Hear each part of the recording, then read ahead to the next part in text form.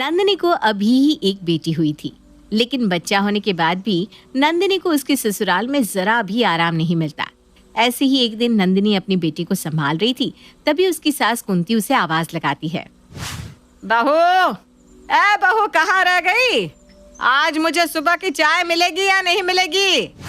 अपनी सास की आवाज सुनकर नंदिनी तुरंत किचन में जाती है और अपनी सास को चाय देने लगती है। जैसे ही सास को चाय देती है तो नंदिनी का पति राघव नंदिनी को आवाज लगाता है। नंदिनी, यहाँ मेरा वॉलेट था, कहाँ गया? वहीं रखा होगा राघव जी, एक बार आप देख लीजिए ना, वहीं होगा ड्रॉअर में। अरे नहीं है यहाँ पर, ढूंढ के दो ना मुझे। बेचारी नंदिनी अब राघव के पास जाती है और ड्रॉअर में से उसका वॉलेट निकाल कर देती है। ये रहा आपका वॉलेट, सही से तो देख लेते। अरे यार, जल्दी में था इसलिए ध्यान नहीं दिया। अच्छा, इन सबको छोड़ो और जल्दी से मोहित को तैयार करो, उससे मैं स्कूल छोड़कर अपने ऑफिस निकल जाऊंगा। हे भगवान, 8 बजने वाले हैं और ये लड़का अभी तक उठा नहीं। आप मुझे 15 मिनट दीजिए, मैं 15 मिनट में इसको नहला धुला कर तैयार कर देती हूँ। तब तक आप ब्रेकफास्ट कर लीजिए ना। नंदिनी अब दौड़ती हुई मोहित के पास जाती है और उसे उठाकर स्कूल के लिए तैयार कर देती है। कुछ देर बाद राघव मोहित को अपने साथ उसे स्कूल छोड़ने के लिए ले जाता है, पर तभी वहाँ नंदिनी का देवर विक्रम आता है। भाभी, सुबह का ब्रेकफास्ट जल्दी से लगा दो, मैं बहुत लेट हो चुका हूँ। रिया कहाँ है देवर जी? भाभी, आप जानती है ना, रिया प्रेग्नेंट है, उससे कोई काम नहीं हो पाता। वैसे भी आज उसकी तबीयत थोड़ी डाउन चल रही है, इसलिए मैंने उसको परेशान करना जरूरी नहीं समझा। अच्छा ठीक है, कोई बात नहीं, आप यहाँ बैठो, मैं आपके लिए अभी ब्रेकफास्ट लगा देती हूँ। बेचारी नंदिनी अब अपने देवर का भी ब्रेकफास्ट लगाती है। तभी उसकी छोटी बेटी रोने लगती है। घर में इतना काम और अपनी बेटी को रोता देख नंदिनी परेशान हो जाती है, क्योंकि वो एक टाइम पर अपने घर और अपने बच्चों को संभाल नहीं पा रही थी। क्योंकि नंदिनी से एक ही समय पर इतना सब नहीं हो पा रहा था, इसलिए दोपहर में नंदिनी अपनी सास के पास जाती है, जहाँ उसकी सास अपनी छोटी बहू के पास बैठकर टीवी देख रही थी। माँ जी, मुझे आपसे कुछ बात करनी थी। हाँ बोल, क्या बात करनी है? माँ जी, मैं घर में अकेली पड़ जाती हूँ और अकेले ना तो मुझसे बच्चे संभाले जा रहे हैं और ना ही घर का काम हो पा रहा है, और अभी तो रिया भी प्रेग्नेंट है, इसलिए वो भी मेरा हाथ नहीं बटा पा रही है। मैं अकेले ये सब मैनेज नहीं कर पा रही हूँ। तो तू कहना क्या चाहती है? तुझे घर के काम नहीं करने? नहीं माँ जी, मैं ऐसा नहीं कह रही हूँ कि मुझे घर के काम नहीं करने। मैं बस ये कह रही हूँ कि मुझसे अकेले सारे काम नहीं हो पा रहे हैं, तो क्यों ना हम घर में एक नौकरानी रख ले। राम राम राम, नौकरानी? ना बाबा ना, मैं नौकरानी से अपने घर में काम तो क्या, उसका एक पैर भी बर्दाश्त नहीं कर सकती। अगर तुझे काम करना है तो कर, अगर नहीं करना तो छोड़ दे, मैं खुद कर लूंगी। नहीं माँ जी, मेरा ये मतलब नहीं था। अभी मेरी बेटी छोटी है, मुझे उसके साथ साथ इस घर को संभालने में काफ़ी दिक्कत हो रही है। मतलब थोड़ा भी आराम ही नहीं मिल पाता मुझे। आराम? अरे आराम क्यों करना? जब तेरी बेटी तेरे पेट में थी तब पूरे 9 महीने आराम किया कि नहीं तूने? अब तेरी देवरानी की बारी है, अब वो पेट से है तो उसको भी तो आराम चाहिए। और तेरा तो बच्चा हो गया, वैसे भी बच्चा होने के बाद काम वाम करते रहना चाहिए ताकि शरीर फैल ना जाए। हाँ दीदी, माँ जी सही कह रही है, आपको काम करना चाहिए, क्योंकि जब तक आप काम नहीं करेंगी तब तक आप पतली कैसे होंगी। और वैसे भी नौकरानी रखने से अच्छा है खुद का काम खुद ही किया जाए। वो कहते हैं ना, खुद का काम खुद ही को साजे। अब भगवान जाने नौकरानी कहाँ कहाँ से आती है।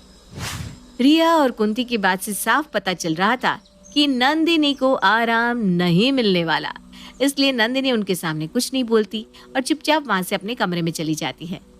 क्योंकि नंदिनी काफी ज्यादा थक जाती है, इसलिए वो रात को जल्दी सो जाती थी। ऐसे ही एक रात राघव नंदिनी के पास आकर बैठता है। क्या हुआ नंदिनी, तुम्हारा चेहरा काफी उतरा हुआ है, तुम्हारी तबीयत तो ठीक है ना?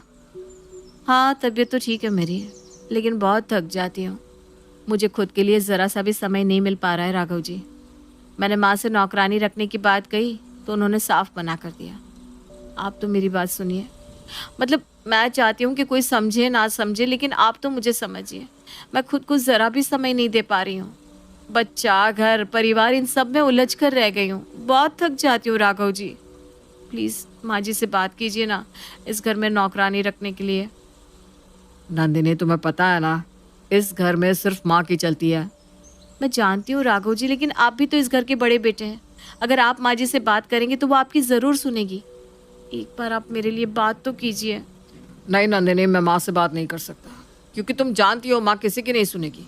और इस घर में माँ की ही चलती है। माँ अपने आगे किसी के चलने ही नहीं देती। इसमें मैं तुम्हारी कोई मदद नहीं कर सकता नंदिनी। राघव के मुंह से ऐसी बात सुनकर नंदिनी निराश हो जाती है और चुपचाप सो जाती है। समय यूं ही गुजरता है और गुजरते समय के साथ नंदिनी अपने घर में काफी थक जाती है। घर के काम और बच्चों से परेशान नंदिनी अपनी माँ को फोन करती है और अपनी माँ से सारी बात शेयर करती है। ये जानने के बाद नंदिनी का भाई वरुण गुस्से में नंदिनी से कहता है, तू पागल हो गई है क्या? अभी कुछ महीने पहले तेरी डिलीवरी हुई है और तू आराम करने की जगह इतना काम कर रही है। तू अपनी सास को बोल ला कि घर में एक नौकरानी रख ले। भैया मैंने माँ जी को कहा था लेकिन उन्होंने मेरी बात ही नहीं सुनी। ठीक है, अगर उन्होंने तेरी बात नहीं सुनी तो अब तू उस घर पे एक पल नहीं रहेगी। मैं आ रहा हूँ तुझे लेने के लिए। नंदिनी को आराम चाहिए था, इसलिए वो भी वरुण के खिलाफ नहीं जाती और उसे अपने घर बुला लेती है। वरुण जब घर आता है तो वरुण को देखते ही कुंती कहती है, अरे वरुण बेटा, तुम यहाँ कब आए? कैसे आना हुआ आज तुम्हारा? बस अपनी बहन को देखने आया था, लेकिन अपनी बहन को देखकर ये लग रहा है कि मेरी बहन इस घर की बहू नहीं बल्कि नौकरानी है, नौकरानी। अरे क्या हालत कर दी आप लोगों ने इसकी। अरे बेटा, घर की बहू है तो घर की जिम्मेदारी तो लेनी पड़ेगी ना इसे। और वैसे भी ये इसी का घर है, खुद के घर में काम करने से कोई नौकरानी थोड़ी ना बन जाता है। आंटी जी, आपकी बात बिल्कुल सही है, लेकिन आपको भी तो सोचना चाहिए ना कि मेरी बहन अकेले इतना सारा काम कैसे करेगी। तो ठीक है, मैं मानता हूँ कि मेरी बहन को इस घर का काम करना है, लेकिन उसकी मदद के लिए आप एक नौकरानी भी तो रख सकती है, जैसे हम लोगों ने एक नौकरानी को रखा हुआ है। तुम लोगों ने नौकरानी रखी है, अच्छी बात है, लेकिन मैं अपने घर में नौकरानी नहीं रखूंगी। अरे पता नहीं कहाँ कहाँ से आते हैं वो लोग, कैसे रहते हैं कैसे नहीं रहते। और वो मेरे घर आकर सीधा मेरे किचन में घुसेगी, मेरे घर के सामानों को हाथ लगाएगी। ना बाबा ना, मेरे बस की नहीं है किसी नौकरानी के हाथ का खाना खाना या उसके हाथों घर की सफाई करवाना। आंटी जी, पर इसमें मेरी बहन को तो रिलैक्स मिलेगा ना। अब थोड़ा उसके बारे में तो सोचिए। तेरी बहन के बारे में सोचा है इसीलिए कह रही हूँ, इस घर में नौकरानी नहीं आएगी। अगर तेरी बहन को कुछ दिन आराम चाहिए तो वो अपने मायके जा सकती है। कुंती की बात सुनकर वरुण अपनी बहन को अपने घर ले जाने लगता है। जाते वक्त कहता है, आंटी जी, मेरी बहन को रेस्ट चाहिए और मेरी बहन को उसके मायके में ही पूरी तरह रेस्ट मिलेगा। पर हाँ, आप भी एक बात कान खोलकर सुन लीजिए, मेरी बहन अब यहाँ तब तक नहीं आएगी जब तक आप लोगों को अपनी गलती का एहसास ना हो जाए। हाँ, कोई बात नहीं। और जब तुम्हें ये एहसास हो जाए कि तुम्हारी बहन को अपने ससुराल में होना चाहिए तो तुम खुद उसे यहाँ छोड़ जाना, ठीक है? मेरी बहन अब इस घर में तब तक नहीं आएगी जब तक इस घर को उसकी कदर ना हो जाए। इतना बोलकर वरुण अपनी बहन को वहां से अपने घर ले जाता है। वहीं कुछ ही दिनों में रिया की भी डिलीवरी हो जाती है। डिलीवरी होने के बाद रिया भी अब घर में अकेली पड़ चुकी थी। वो अपने न्यूबॉर्न बेबी के साथ टाइम स्पेंड कर रही थी, तभी विक्रम रिया के पास आता है। रिया, तुम अब तक अपने बेटे के साथ ही खेल रही हो। मुझे लेट हो रहा है यार, मैंने तुम्हें कहा था ना मेरी फाइल ढूंढ दो। विक्रम, तुम्हारी फाइल ऑलरेडी मैंने ढूंढ कर रख दी है। तुम अपनी नजरें इधर उधर करोगे तभी तो तुम्हें कुछ दिखेगा ना। और ये क्या बोल रहे हो, अपने बेटे? मतलब ये तुम्हारा बेटा नहीं है क्या? अरे यार, तुमसे तो बहस करना ही बेकार है। बताओ फाइल कहाँ है, मुझे जाना है। अलमारी खोलोगी तो तुम्हें फाइल दिख जाएगी। रिया की बात सुनकर विक्रम गुस्से में अलमारी खोलता है और वहां से फाइल लेकर चला जाता है। कुछ देर बाद कुंती रिया के पास आती है और कहती है, बहू तो पैर होने को आ रही है, आज मुझे खाना मिलेगा कि नहीं? माँ जी, अभी तो 12 बज रहे हैं, आपने अभी ही तो ब्रेकफास्ट किया था ना। अरे ब्रेकफास्ट किया था तो इंसान हूँ, भूख लग जाती है। और वैसे भी 12 क्या तुझे कम नजर आ रहे हैं? छोड़ अपने बेटे को, इसे मैं संभाल लूंगी, तू जाकर खाना बना ले। कुंती की बात सुनकर रिया उसे कुछ नहीं बोल पाती और वहां से गुस्से में चली जाती है। रिया अपनी सास के लिए खाना बना रही थी, तभी राघव रिया के पास आता है और कहता है, रिया, आज मेरे सर में बहुत दर्द हो रहा है, एक कप कड़क चाय बना दो। मैं अपने कमरे में आराम कर रहा हूँ, तुम चाय लेकर वहीं आ जाना। ठीक है भैया, आप जाइए, मैं अभी लाती हूँ। राघव वहां से चला जाता है और उसी समय रिया का बेटा रोने लगता है। अपने बेटे को रोता सुन रिया सब कुछ छोड़कर बेटे के पास जाती है और उसे चुप करवाने लगती है। पर तभी वहां कुंती गुस्से में बौखलाती हुई आती है। मैंने तुझे कहा था ना कि खाने के लिए लेकर आ, लेकिन नहीं, तुझे तो मेरी बात सुनाई नहीं देती। अरे जब मैंने कहा कि मैं मेरे पोते को संभाल रही हूँ, फिर भी तुझे मेरी बात पर विश्वास नहीं हो रहा। माँ जी, मैं आपके लिए खाना ही बनाने गई थी और मैं आपके लिए खाना बना रही थी, लेकिन तभी जेठ जी आ गए। उन्होंने मुझे चाय के लिए कहा क्योंकि उनके सर में दर्द हो रहा था। फिर मैं उनके लिए चाय और आपका खाना दोनों साथ में बना रही थी, तभी मुझे मेरे बेटे की रोने की आवाज़ सुनाई दी। अब मैं अपने बेटे को देखूं या आप दोनों के काम को? मैं तो बहुत परेशान हो चुकी हूँ।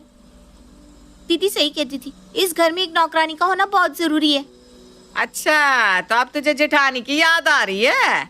उसकी कही बात सच लग रही है। और जब मैं उसको डांटती थी तब तो बड़े मजे ले लेकर बोलती थी, खुद का काम खुद ही को साजे। हाँ मैं बोलती थी, लेकिन मुझे ये एहसास नहीं था ना कि अकेले कितना भारी पड़ जाता है। अरे मुझे पता होता तो शायद मैं उनका ही सपोर्ट करती। और दीदी का कहना गलत नहीं है, वो सही कह रही थी। इस घर में एक नौकरानी का होना बहुत ज़रूरी है। कम से कम वो इस घर के कामों में हाथ तो बटाती थी। रिया गुस्से में अपने बेटे को गोद में लेती है और किचन में चली जाती है। कुछ देर बाद वो अपनी सास को खाना भी देती है और अपने जेठ को चाय भी। रिया गुस्से में मुंह फुलाकर अपने कमरे में बैठी होती है।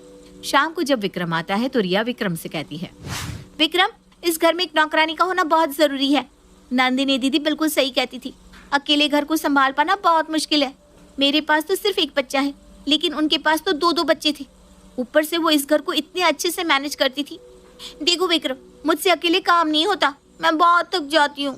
प्लीज माँ जी को बोलो ना, वो इस घर में एक नौकरानी रख ले। रिया, मैं तुम्हारी बात समझ रहा हूँ, लेकिन तुम खुद सोचो, जब भैया भाभी के लिए कुछ नहीं कर पाए तो मैं तुम्हारे लिए कैसे कुछ कर लूँ? जब बड़े भाई ने माँ को कुछ नहीं कहा तो मैं माँ से कैसे जुबान लड़ा सकता हूँ? ठीक है, कोई बात नहीं। जैसे दीदी इस घर से गई है, लगता है वैसे ही मुझे भी आराम करने के लिए मायके जाना होगा। विक्रम, मैं कल अपने मायके जा रही हूँ। माँ जी से ये बात कह देना कि माँ जी जब अपने विचार बदल ले तब मैं वापस आ जाऊंगी। इतना बोलकर रिया सोने के लिए चली जाती है और अगले दिन वो भी अपना सामान पैक करके मायके जाने लगती है। पर तभी उसकी सास उसे रोकते हुए कहती है, अरे बहू, सुबह सुबह अपना बैग पैक करके कहाँ जा रही है तू? माँ जी, मैं अपने मायके जा रही हूँ। मैं यहाँ बहुत थक गई हूँ।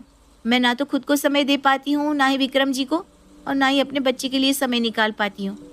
मैं इस घर के कामों में इतनी उलझ गई हूँ कि मैंने खुद को ही खो दिया है। इसलिए मैं कुछ दिनों के लिए अपने मायके जा रही हूँ। अच्छा, तो तुझे भी अपनी जेठानी के जैसे भूत चढ़ गया है आराम का। ठीक है, जा, मैं तुझे रोकूंगी नहीं। अरे मैं अपने घर को खुद संभाल सकती हूँ। तुम दोनों के आने से पहले भी संभालती थी ना अपने घर को, आगे भी संभालूंगी। रिया अपनी सास की बातों का कोई जवाब नहीं देती और वहां से चली जाती है।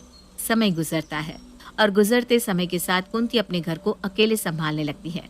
कुंती किचन में खाना बना रही थी, तभी विक्रम अपनी माँ को आवाज लगाता है, माँ, कल रात को ही आपने कपड़े प्रेस किए थे और अभी ये प्रेस किसने तोड़ दी? अब मैं क्या पहन कर जाऊं?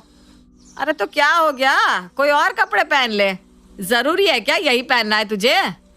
माँ, आज मेरे ऑफिस में मीटिंग है और मीटिंग में मैं कैजुअल ड्रेस पहनकर नहीं जा सकता। मुझे ऑफिशियली रहना पड़ता है यार। अच्छा ठीक है, गुस्सा मत कर। मैं अभी तेरे कपड़े को दोबारा प्रेस कर देती हूँ। हो सकता है मुझसे ही खराब हो गए हो। कुंती की बात का जवाब विक्रम नहीं देता और नहाने के लिए चला जाता है। वहीं कुंती विक्रम के कपड़े प्रेस कर देती है। उसी समय राघव कुंती के पास आकर कहता है, माँ, अब तक ब्रेकफास्ट नहीं बना, टाइम देख रही हो आप? अगर ऐसे ही लेट करती रहोगी तो मैं तो पहुंच गया ऑफिस और कर लिया ऑफिस में काम। अरे राघव, इतना गुस्सा क्यों कर रहा है? मैं विक्रम के कपड़े प्रेस करने लग गई थी, वरना मैं ब्रेकफास्ट बना देती। थोड़ी देर रुक जा, अभी बना कर लाती हूँ। नहीं, रहने दो माँ, मैं बाहर से कुछ खा लूंगा। वैसे ही मुझे बहुत लेट हो चुका है आज। इतना बोलकर राघव गुस्से में भूखे पेट अपने ऑफिस चला जाता है। आज कुंती बहुत ज्यादा थक जाती है और अपने बेटे को भूखा जाता देख उसे जरा भी अच्छा नहीं लगता। शाम को जब उसके दोनों बेटे घर आते हैं तो अपनी माँ को थका हारा बिस्तर पर देखकर माँ से पूछते हैं, क्या हुआ माँ, आपकी तबीयत तो ठीक है ना? हाँ माँ, तबीयत ठीक है ना? आप इतनी थकी हुई इस तरह सोफे पर क्यों बैठी हो? राघव, विक्रम, आज तुम्हारी माँ बहुत थक गई है। पहले मैं इस घर को कितने अच्छे से संभाल कर रखती थी, लेकिन बहू के आने से मेरी आदत छूट गई और अब उम्र होने की वजह से मुझसे कोई काम भी नहीं हो पा रहा। पर माँ, इस घर में जो काम करती थी, जिसने इस घर को संभाला हुआ था, आपके प्रेशर की वजह से वो इस घर को छोड़कर चली गई। उन्होंने आपसे मांगा ही क्या था? मदद के लिए एक नौकरानी।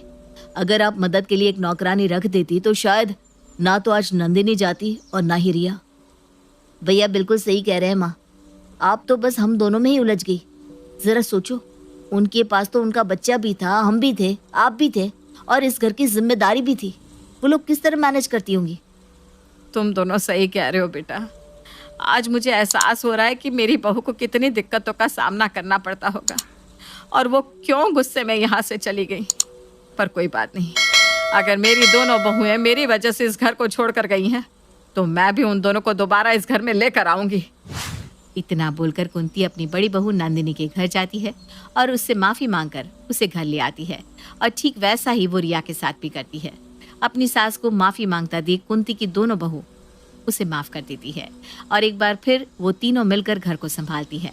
इस बार अब ना तो उन्हें नौकरानी की जरूरत पड़ी और ना ही किसी के हेल्प की, क्योंकि वो तीनों ही एक दूसरे की मदद करने में पीछे नहीं हटते। इस तरह एक बार फिर नंदिनी का ससुराल पहले की तरह खुशहाल हो जाता